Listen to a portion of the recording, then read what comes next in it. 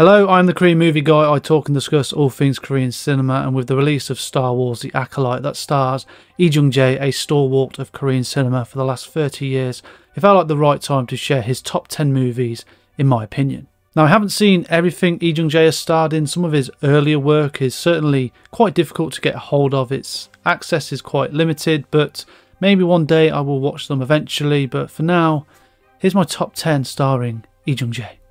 In 10th, I have Lee Jung-jae's directorial debut Hunt from 2022, a political mystery action drama where he takes on the lead role alongside his best friend Chung Woo-sung.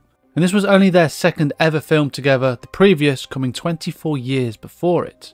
Hunt also stars Chun Ye-jin, Ho Sung-tae, Ko Young-jung, Kim Jong-soo and Chung Man-sik. And you also get a lot of cameos from a number of familiar big name actors within the industry too.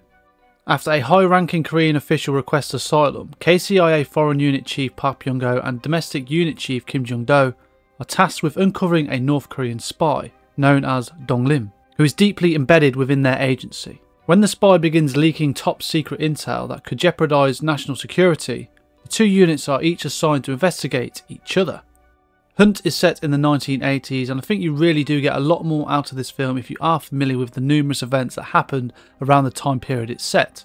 You can either read up on it before going in or watch the likes of The Man Standing Next, A Taxi Driver, The Attorney, The Drug King, 1987 When the Day Comes, or more recently with 12/12 The Day. There's definitely more, but having gotten into Hunt backed by just knowledge gained through film, and then of course a little bit of research through general interest, I definitely got a lot more enjoyment out of it perhaps compared to a more casual viewer, and I can understand why some will be confused.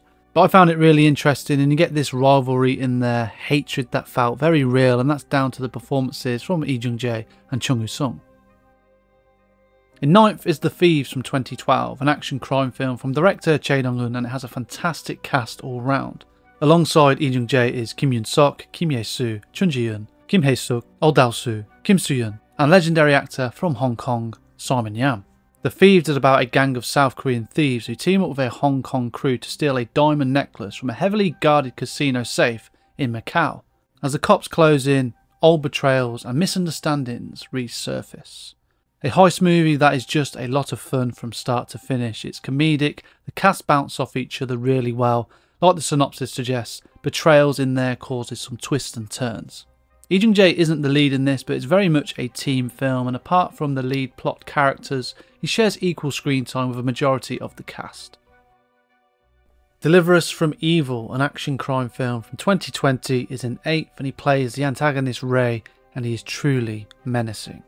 A retired contract killer goes on a bloody rampage when a young girl finds herself at the mercy of gangland human traffickers, and only one man can come to her rescue, with an arsenal of weapons and years of experience in the art of killing. He is hunting down Wang Chun-min in Thailand after he killed his brother.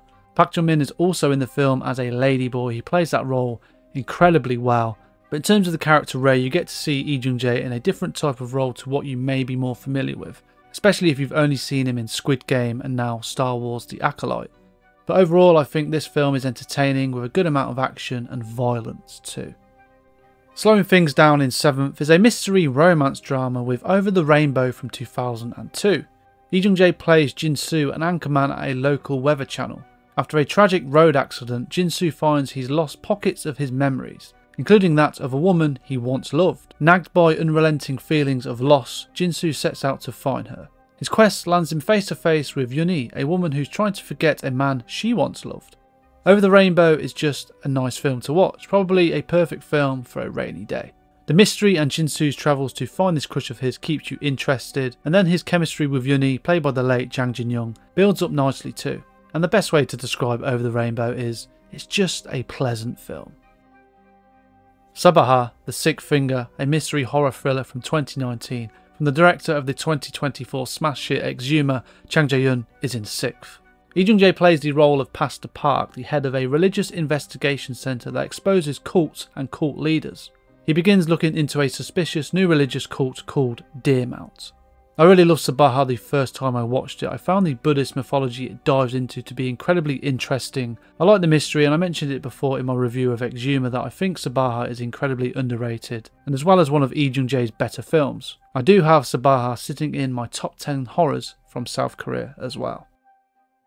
The Face Reader, an historical drama from 2013, is in 5th. This comes from director Han Jae-rim, who was the man behind the recent Netflix show The 8 Show. An exceptionally talented face reader becomes entangled in a bloody power struggle between a child king and his uncle who plans to usurp the throne. The uncle in question is played by Lee Jung-jae, and he is the villain of the story, and he plays it ever so well. His character, the Grand Prince Suyang, shows no mercy in his quest to gain what he feels is rightfully his. He puts in an outstanding and fearsome performance, and with a stellar cast, The Face Reader is a very fine historical drama from South Korea. In 4th is City of the Rising Sun, a crime drama from 1998 by director Kim Sung-soo, who also made films such as Azora, The City of Madness, and the box office hit of 2023, 12/12 the Day. Lee Jung-jae plays Hong-gi, a small-time crook, and gets involved with a failing boxer, Do-chul, played by Chung Woo-sung, who is trying to make some money. They become friends and hang around together, but their views towards life and the world are almost opposites. This is the earliest film on this list, and this was in fact Lee Jung-jae's and Chung Woo-sung's first film together, and then the previously mentioned Hunt 24 years later would be the only other film starring the two. City of the Rising Sun is perhaps a realistic depiction of young people in Korea at the time. There are some outstanding looking outfit choices, and the soundtrack is one that has stayed with me personally. It's very memorable.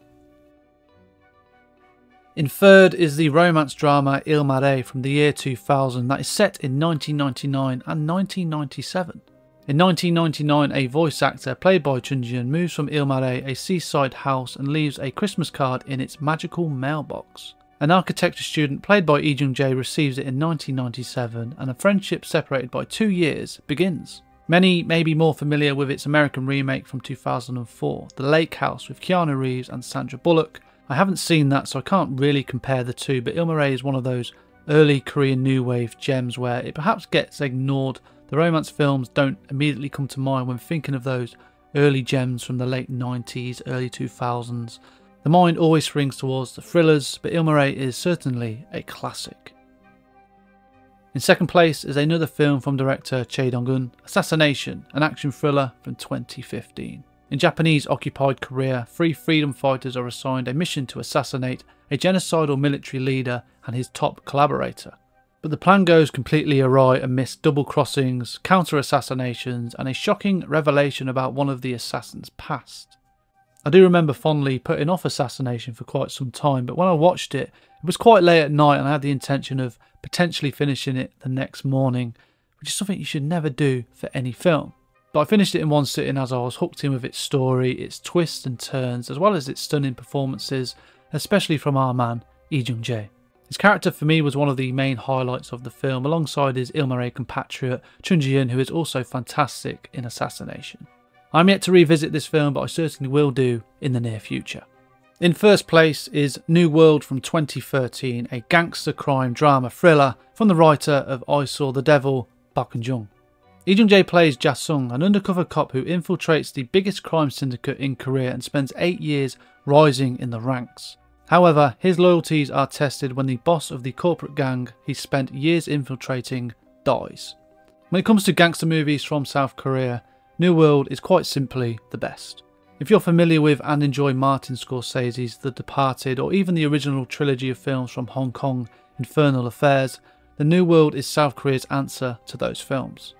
It's got a stunning cast, its leading three of Lee Jung-jae, Chae Min-sik and Hwang Jung-min just ooze so much goodness out of this film. They are accompanied by Park Sun-woong and Song Ji-hyo, who also add a little bit more spice to the occurrences in New World. The story is excellently crafted, it's highly engaging as we see the choices Ja-sung has to make throughout to keep his identity undercover. If you're a fan of gangster films, New World is the perfect entry point for South Korean gangster cinema, as well as a perfect entry point into the filmography of Lee Jung-jae.